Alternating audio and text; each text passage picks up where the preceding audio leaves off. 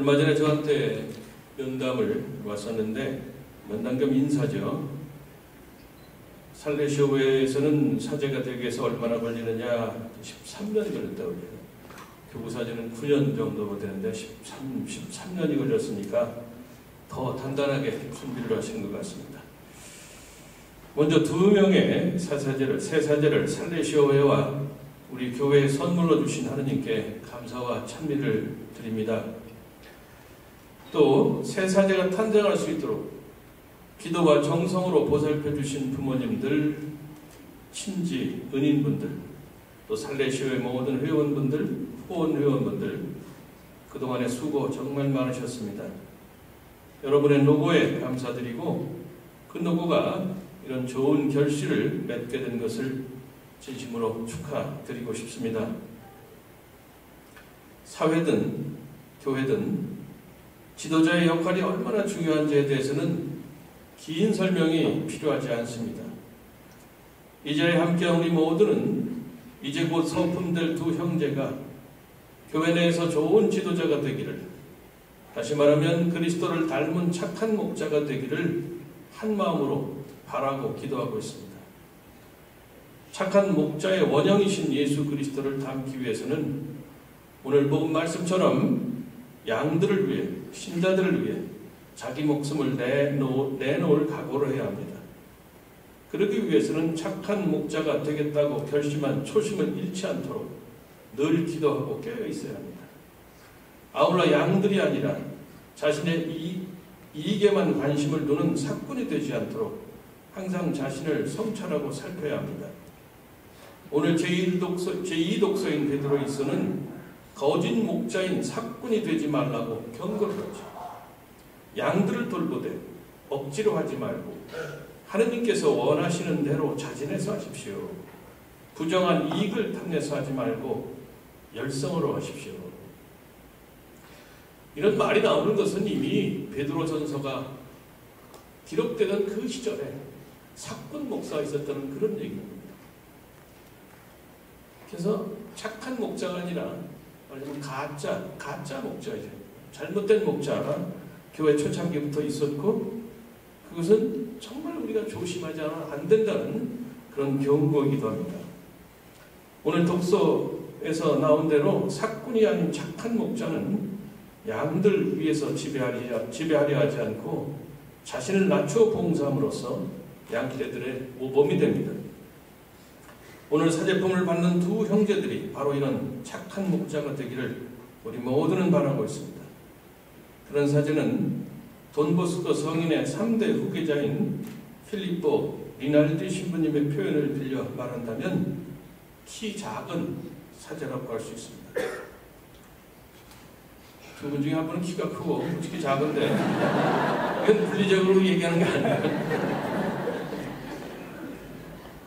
리날디 신부님의 이야기를 돈보스코 미디어에서 나온 책에도 저도 읽었는데 이런 얘기입니다. 어느 날 농부 출신의 나이 많은 요한이라는 신학생이 리날디 신부님 방문을 두드렸습니다. 그 신학생은 자신이 지적으로 너무 무능력하다고 한탄하면서 이런 말을 했습니다. 신부님 죄송합니다마는 저는 결코 훌륭한 신부가 될 수 없을 것 같습니다. 그만두는 것이 현명한 판단이라고 생각합니다. 그 요한 신학생이 겪고 있던 고초뿐만 아니라 그가 지니고 있던 많은 잠재력과 열정을 파악하고 있었던 리날디 신부님은 그의 지친 어깨를 가볍게 두드려주면서 이렇게 격려의 말을 건넸다고 합니다.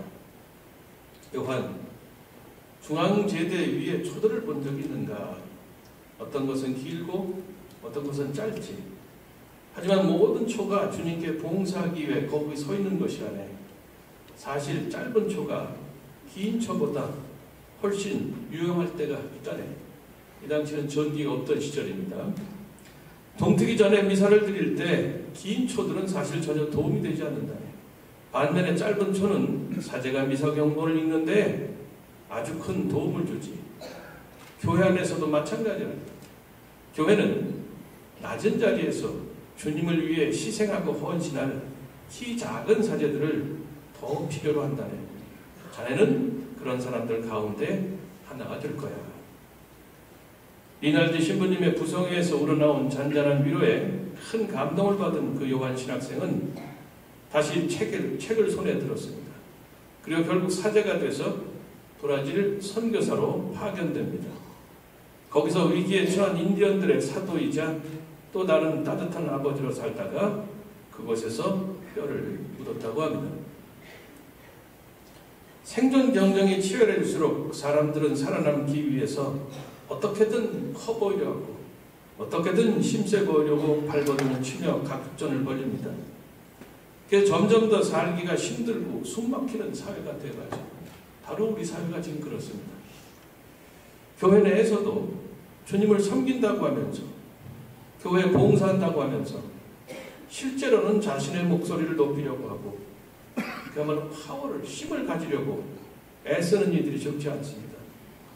이런 이들 마음은 주님이 아니라 자기 자신으로, 자기 욕심으로 가득 차 있습니다.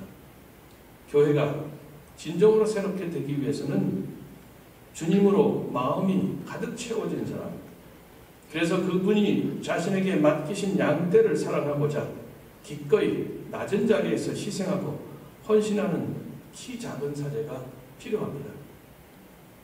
저는 키 작은 사제에서 세 가지를 생각해 봅니다. 첫 번째, 키 작은 사제는 겸손합니다.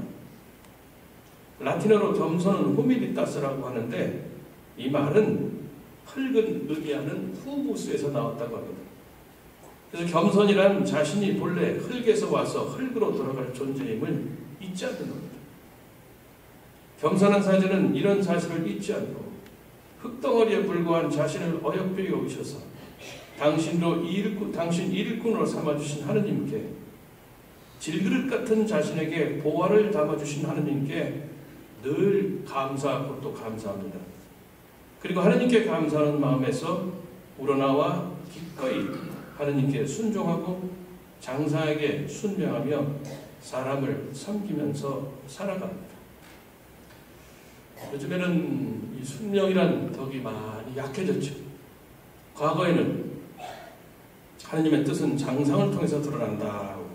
지금도 마찬가지입니다. 사람들이 똑똑해져 보니까 어떻게 돼요? 물론 장사에게 순명해야지. 그러나 합리적인 것만 순명한다. 그럼 장상이 비합리적인 걸 명령하는 거 보겠어요?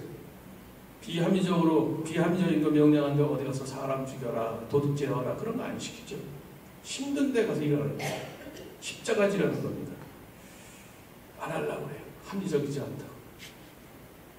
제가 신학교에서 학생들을 가르치고 있을 때 신부 시절에 학생들한테 곧잘 그런 얘기를 했어요. 야, 합리적인 순명은 누구나 다 한다. 합리적이지 않을 때 한 게 진짜 순명이다. 그런 얘기를 자주 했습니다. 그 말이 저에게 족쇄가 될 줄 좀 몰랐어요. 한번. 사람들이 똑똑해지는 건 좋은데 사실은 그 똑똑함이 자기 편해지기 위해서 자기가 하기 싫은 일을 피하기 위한 핑계를 만들어내는 똑똑함이 아닌가 잘 살펴야 될 것 같습니다. 우리 사회는 자의식이 필요 이상으로 강해져서 교만과 꼴불견의 불손이 설치는 혼란스럽고 어지러운 세상이 되어버렸습니다. 이런 흙탕물 같은 세상에서 참된 겸손의 연꽃을 피우는 이들은 참으로 아름답습니다. 오늘 서품되는 두 형제들이 주님께서는 겸손한 이들을 통해서 영광을 받으신다는 집회서 3장 20절의 말씀을 마음에 깊이 새겨두면서 세제 생활하면 좋겠습니다. 두 번째로, 키 작은 사제는 말하기에 앞서 듣는 사람입니다. 그는 무엇보다도 먼저 주님의 말씀에 귀 기울입니다.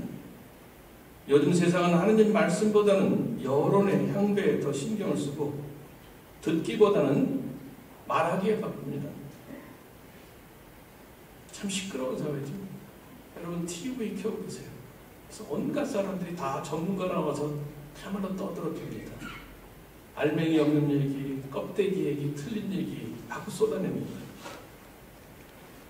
프랑스의 어떤 사람이 그랬어요. 역사를 볼 때 우리 시대만큼 시끄러운 시대는 없다.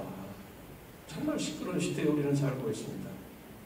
겸손한 사제는 세상의 소리가 아니라 우선 하느님 말씀에 더 귀를 기울이고 그 다음에 사람들의 말을 잘 경청합니다.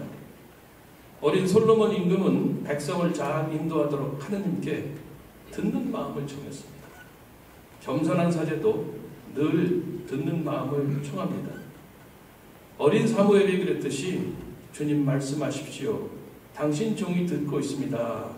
이렇게 기도하면서 주님 말씀에 귀를 기울입니다.